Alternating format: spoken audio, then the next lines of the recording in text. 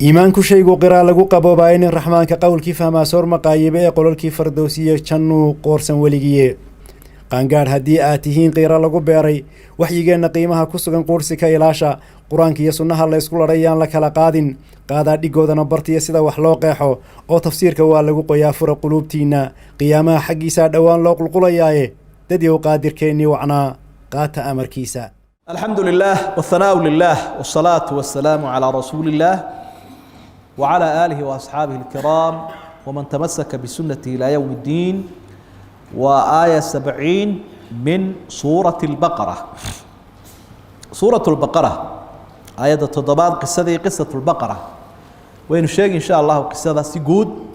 مستفادات كذا أما النتائج والفوائد والعبر وحيابا لقى قادنا إيه متنقى إنه معناه نورت إن شاء الله.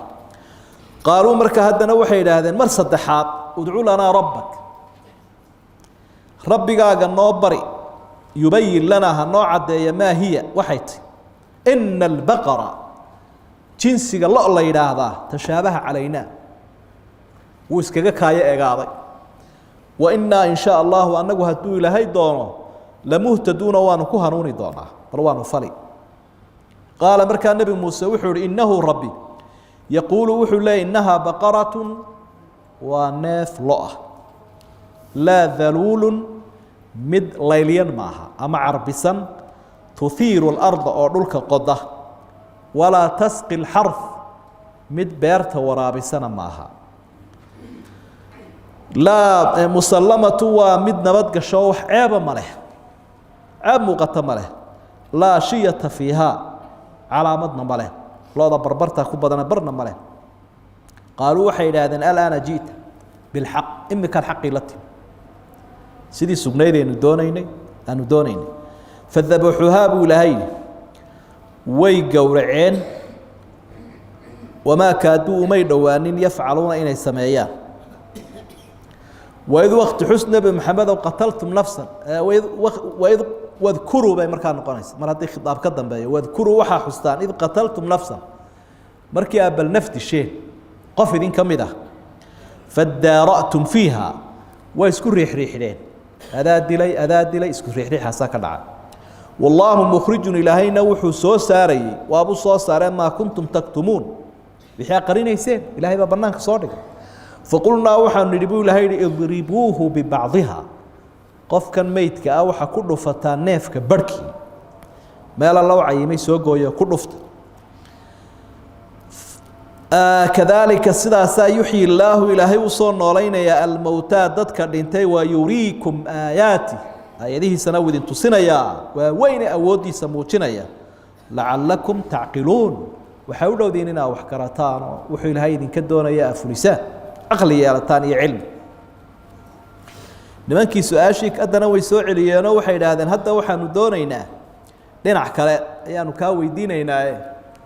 xagga isticmaalkeeda wayeemak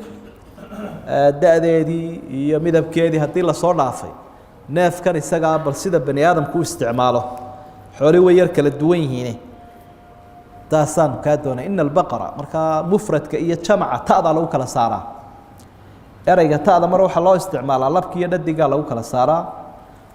marna mufradka iyo jamca mararka qaar koodna mubaalaqa iyo xeel dheeraan bay u timaada sida calaamatun oo kale marka halkani waa farqan bayna al-mufrad wal jamc ism jinsiga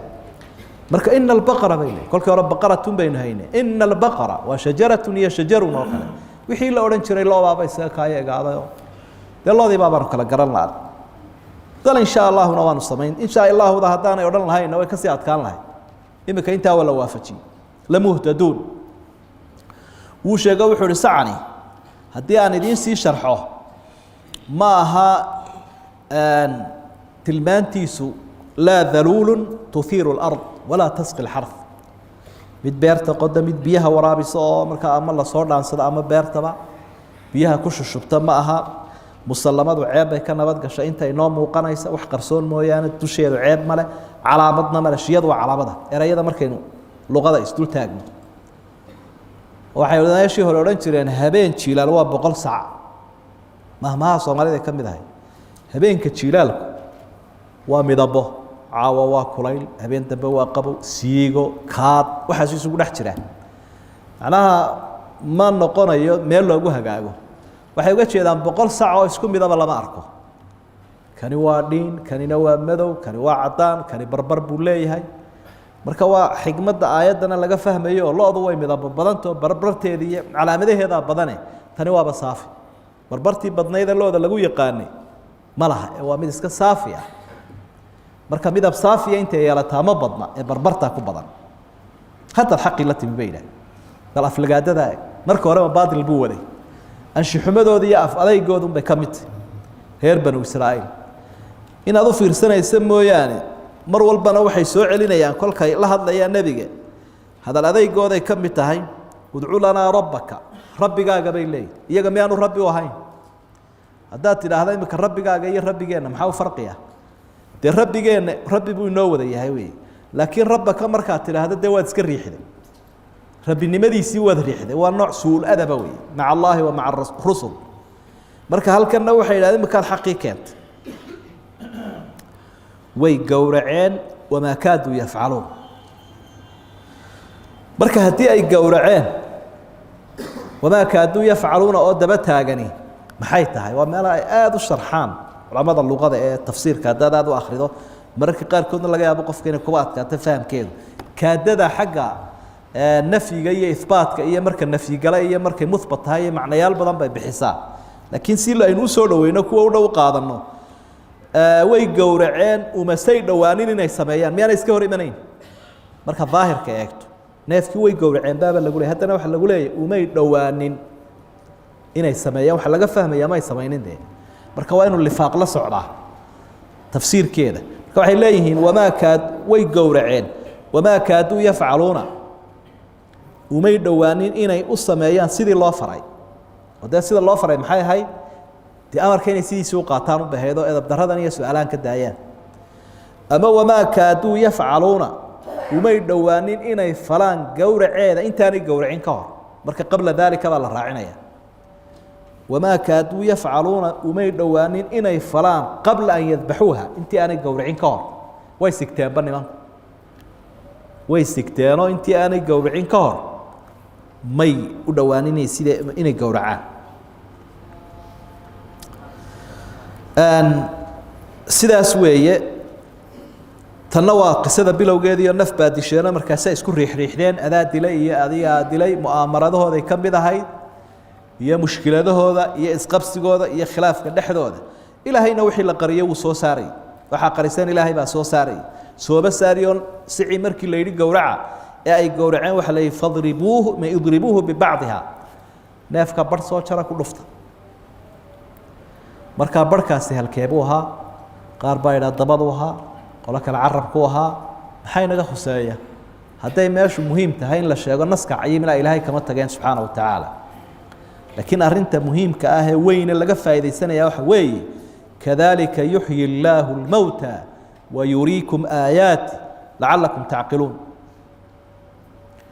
aayadihiisii buu ilaahay idin tusinaya iyo siduu dadka dhintay usoo nooleeyo caqligoo laga shaqaysiiyo oo cilmiga lagu fahmo oo lagu cibro qaato ilaahay laga tala qaataaba wey natiijada la doonaya marka qisada cibar baa ku jira iyo casharo aynu ka faa'iidaysanayno oo qaarkood fiqi yihiin iyadoo qiso khabara ay tahay ayaa haddana waxyaabo maaragtay masaa'il fiqiya culimadu ay kala baxeen waxa kow ka ah waxyaabaha aynu kala baxayno caqliga inaanay u habboonayn waxyiga inuu ka hor yimaado caqligu waa inuu ka dambeeyaa una adeegaa waxyiga qaadashadiisa saa daraaddeed ayaa qofka mu'minka ahi markuu amar ilaahay xaggiisa ka yimaado ogoli inbuu leeyahy wamaa kaana limuminin walaa mu'minatin idaa qada allahu warasuuluhu amran an yakuuna lahum alkhiyaratu min amri aniguna sidaasaan idhi hadduu ilaahay iyo rasuulku yidhi waa caqlaaniya waa arrimaha ummado badani ay ku halaagsameen weeye ilaahay iyo rasuulkaa yidhi ma ag iman karta anna waxaan idhi a'immadii waaweynaa mid waliba wuxuu leeyahay qowlkaygu hadduu khilaafo ka rasuulka halkaa iska dhiga qowlkayga waa tarbiyada fadliga ummaddani ay leedahay ayaynu arkaynaa reer banu israa'iil sidanuu inoogu sheegay suuradda aakhirkeedana wuxuu ammaanay ilaahay mu'miniintii آمن الرسول بما أنزل إليه من ربه والمؤمنون كل آمن بالله وملائكته إلى آخر الآية وحكوت سمعنا وأطعنا غفرانك ربنا وإليك المصير إله يوم قال هو كان سنة إله قريبا نكوه كان سنة مركا يجو تباتي جنيه شافا شرقا ملأ إذن مركا ماشى كم وقنا يا وحوي وأتكانا يسائنا إسلا كان قادموي ومضى النوع عاصة هي إيرينكو ما أنت التعايش بين الأديان والمصاحبة بين الأديان بالله وضع السوق قلنا يا ديمها هي الدكود دين يهودي السنارة الدائرة تنحن بارسن عناتكن قفك مسلم كان سمعنا ووضعنا على الإسلام كان قاضي كراه يسقوا ما التناسلية كراعون بالتناسلية إمام أحمد رحمه الله مسألة الفقه وكلا صبح وحوي أن البقرة تذبح ولا تنحر وحجر النحر يذبحي fiqigeena marka la eego xoolaha qaar naxri baa lagu sameeyaa waa la dhuundhabaa dhuundhow waa la idhaahdaa waa keekaas waa geela xaggaa hoosaa laga dhuundhabaa sidaa looga taagaa dhag halkaasaa hunguriga laga jaraa dhiigguna halkaasuu sida ugu dhib yar ka bixi karaa lo-da iyo adhigana waa la gowraca ama waa la qowracaa qaaf iyo ga-kaa doonaysa ka dhow dadka labada waa ka maqalaaye waa xaggan hore ayaa laga jaraa marka lo-du nooca xaggan laga gowracayo maahayn xaggan laga gowracayo ayadda waa ka faa'iideynaa buuli inkastay qiso tahay imaamu maalikna waxa uu ka faa'iidaystay jawaasu bayci salam iibka la yidhaahdo amaahda wax lagu sii kala iibsada sifo wax lagu kala iibsada iyo tilmaamo heshiiska lagu qoraya inuu ansax yahay axaadiistu way sheegtay aayadaha daliilka waa buu ka mid yahay buu leeyahy oo sacan waa la sifeeyey dee markay qofka iibsanayaan ama u diranayaan sifooyinkaa loo sheegaya nootaayada lagu qoraya waa sacdaadiisu sidaa tahay midabkiisu sidaa yahay layligiisu sidaa yahay saasaa lagu helaya marka haddaad waxaaga saa u sifayso waad ku iibsan karta waxaynu ka arkaynaa musiibada uu leeyahy madax adaygu iyo inuu wax sii adkeeyo laa tasaluu can ashyaa ilaahayna ummaddan wuu uga digay inay had iyo jeer su-aalaha madax adayga ah soo celceliyaan xun bay sii adkaynaysa waxa ku filaa sac markii la yidhi ku yar iyo ku weyn iyo ku midable iyo ku midka u horeeyaa ku filaa shadaduu fashudida calayhim walaa yushaada diina axadun ilaa halaba diintu sideedunbaa ilaahay looga amar qaadanaya layskuma adkeeyo warwareegga waa laga ilaalinaya waxaynu ka faa'iidaysanay nusuusta daahirkun in la raacayo iyagu daahirkii may raacina way falsafadeeyeen marka waxaa yeel sidiisunbaa loo yeelaya daahirka lagama duwayo waxyaabaynu ka faa'iidaysanayno waxaa ka mid a amarku fawr buu keenaa waa masale usuuliya haddii wax lagu amro miyaad iska warwareegi kartaa mise waa inaad horey kaga tallaabsato waxaa yeel waxaa ka dhalanaya natiijadu ay tahay inaad hore ugu dhaqaaqdo sidaa daraaddeed baad ajri weyn yeelanaysaa haddaad horey ka fuliso nebi maxamed calayhi salaatu wasalaam markii la weydiiyey camalada maxaa ugu fadli badan muxuu yihi asalaatu liawali waqtiha amarka inaad xagga hore ka fuliso oo marka amarku uu taagan yahay aqiimu salaa waxay taagantahay marka waqtigu galo horey ka fuli xajkii inaad u degdegto cumradii cibaadooyinkii oo dhan mid waliba markuu kugu waajibo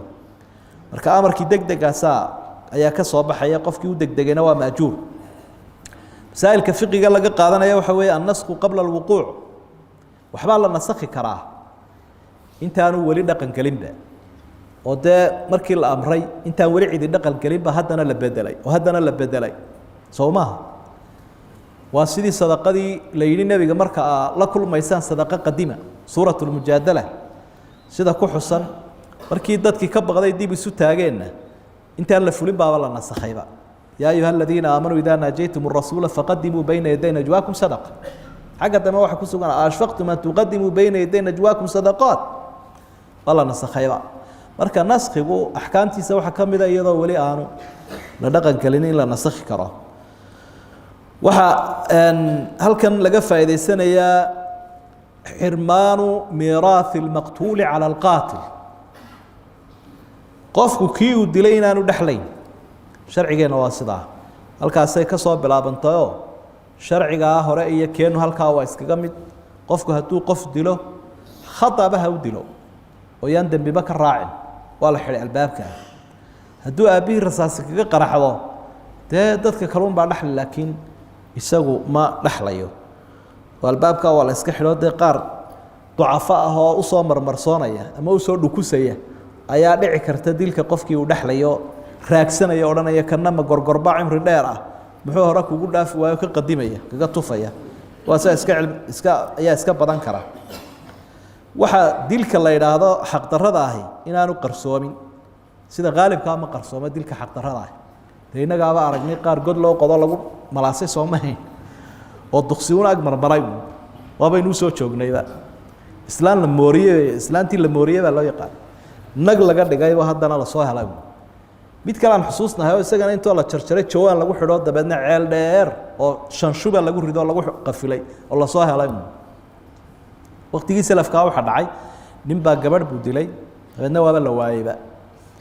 cishadii dambe ayaa muddo ka dambeysay oo lagaba samrayba ayaa aqalkiisa hortiisa waa kutubaha soo naqila fiqiga aqalkiisa hortiisa nin lagu dilay isagoo aqalka dhexdiisa neef iskaga qalanaya ayuunbuu mididii oo dhegla banaanka ula soo baxay dee bilayskii unbaa qabtay ninkii midida dhiigga le watay wax kaleba lama aragba cid kaleba ma joogtan ka midida sita mooyaane waa calaamad weyn haddii maxkamaddii lagu geeyo warwareegayna adigu si uun bay noqoto waa lagu xukumay ninkii markaa wuxu uhi waryaadhan waxaan idiin sheegayaa nin wax dilay waanahay laakiin runta aan idiin sheegay kan maan dilin habartii horaan dilay habartii aa weydeen ilaahay baa isoo qabtee taasaan haddaa midii dilaysaan habartii hore la waayey dila buu kan laakiin raadiya ciddii dishay dardaarankaasuu nin ka tegay waana la dilay marka dilka waxaa la yidhaha moodin inuu qarsoomayo meelunbuu ka hilaacay qisada waxay inoo si cad inoogu sheegaysa aakhira diidkay jawaab u tahay qisadu shanta qiso ilaahay uu soo nooleeyey adduunyada dad dhintay bay markaa daliilu tahay ninkii markii lagu dhuftay wasladii intoo neefkii laga soo jaray baa lagu dhuftay kadibna wuu hadlay shaqadiisii uu guto hebel baa i dilay khalaas waa iska khuuriyey ama waa iska dhintay waxaa halkan aynu ka faa'idaysanaynaa lo-da amaba xoolahaba midba wixii loogu talagalay in loo daayo ku wanaagsan yahay awrta ama geela rar baa loogu talagalay lo-dana waxaa loogu talagalay qodaalka ayaa loogu talagalay dee waa taa aynu aayadda ka arkayno tuhiiru lard walaa tasqi lxarf waa duulaabkii macnaha waa wadaantii ubay jiidaysaa lagu waraabinaya sidaa daraaddeed ayaa saxiixu muslim waxaa ku sugan xadiidkii abi hureyra warinayay nebigu calayhi salaatu wasalaam maalin maalmaha ka midaba asxaabta u sheekeeyo wuxuu yidhi nin baa sac waday oo raray sac buu raray owr ka dhigtay sicii baa dirgan waayey markaasuu la hadlay ninkii intuu ku soo jeesto wuxuu yihi war dee sidaa layima abuurin qodaal baa lay abuuray rar layima abuurin wuu iska sii socday marka asxaabtii baa yaabo waxay dhaha war ma sac baa hadlay nebigu calayhi salaatu wasalaam wuxuu yihi anigii abubakar anigii abubakar iyo cumar waanu rumaysannahay buu nebigu calayhi salaatu wasalam marka laga warramayo qisada waxay kusoo arooriyaan fadliga abubakar iyo cumar haddana sheekadii buu sii wado wuxuu yihi rasuulku sala allahu calayhi wasalam nin baa ari la joogayoo markaa yey ama bahal baa soo weeraro neef buu qaatay ninkii baa ka daba cararo neefkii ka soo riday yeygii baa hadlay oo wuxuu yihi sidee baad yeeli doontaa yowmu sabc maalinka bahalka ee arigi iyo bahalka aan cidiba u dhaxaynin maalinkaaba cidlaan ka heli markaasaa la is eegay kolkaasuu nebigu yihi anigii abubakar iyo cumar waa rumaysannahay idinku waxaad doonaysaa yeelo almuhim waxaynu uga jeednaa shay walba wixii loo abuuray waxaan haddii loo isticmaalo waa cadibaan qaala allahu tacaala ilaahay baa wuxuu uhi uma intaa kadib qasad quluubukum qalbiyadiinni wuu engegay min bacdi daalik intaa waxaa samayseen kadib fahiya qalbiyadiinu kalxijaarati waa dhagaxaantoo kale reer banu israa'iilow aw ashadu qaswa ma waabay ka sii adayg badanta waina min alxijaarati dhagaxaantu inay dabacsan yihin baa la sheegaya ina min alxijaarati dhagaxaantii waxaa ka mida lamaa dhagax yatafajaru minhu lanhaar webiyadu ay ka soo butaacayaan waina minhaa dhagaxaantii waxaa ka mid ah lamaa dhagax yashaqaqu dildilaacaya fayakhruju minhu lmaa oo ay ka soo butaacayaan biyuhu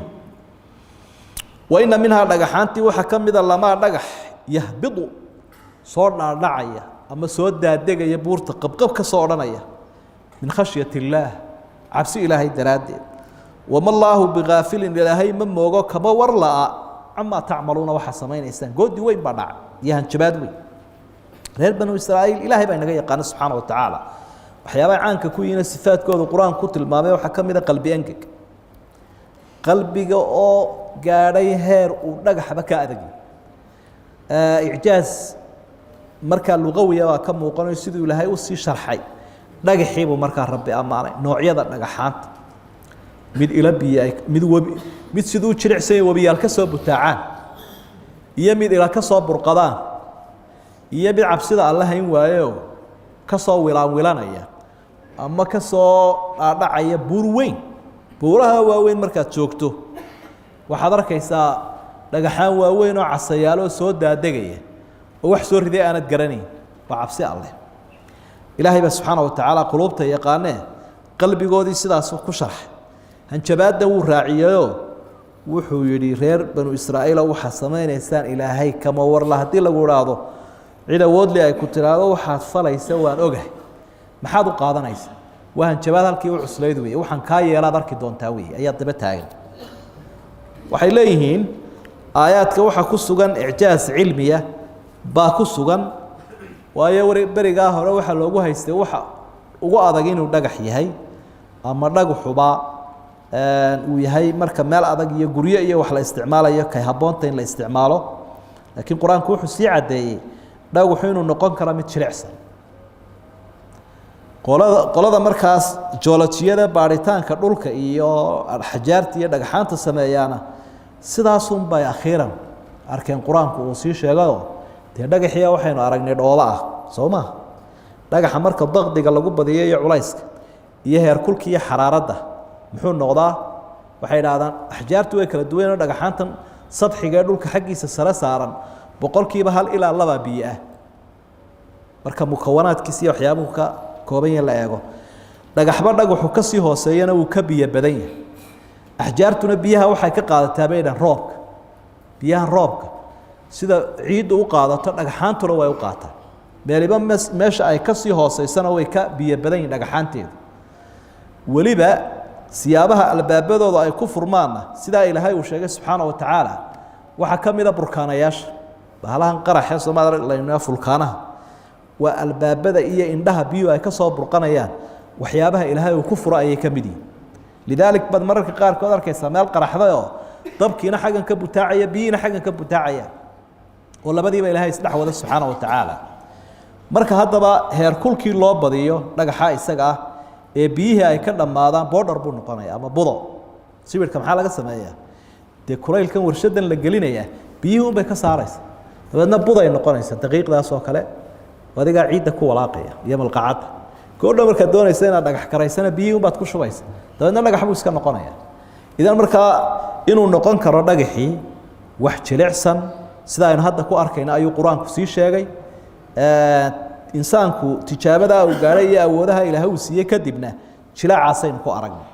idan markaa qalbigii bani aadamku waxa uu noqday dhagaxaa jilcay mid isagu kaba si adagba low anzalna hada alqur'aana calaa jabalin lara'aytahu khaashican mutasadican min khashyati illaah cabsida ilaahay daraaddeed ayay dhagaxaantu la dildilaacaan laakiin bani aadamka qalbigiisa waa kaa weliba qalbiga yahuudda waxa markaa natiijadii ay noqotay ha aaminin naxariisna ha ka sugin qofka ilaahay ama ummaddu kaga warramay qalbigoodu inuu halkaa gaadhsiisan yahay ha ku talagelin inay kuu naxariistaan ama horumarku gaadhsiiyaan ama halaag kaa badbaadiyaan iyo tarta وهذا ما أقوله وأستغفر الله والله سبحانه وتعالى أعلم يا منزل الآيات والفرقان بيني وبينك حرمة القرآن اشرح به صدري لمعرفة الهدى واعصم به قلبي من الشيطان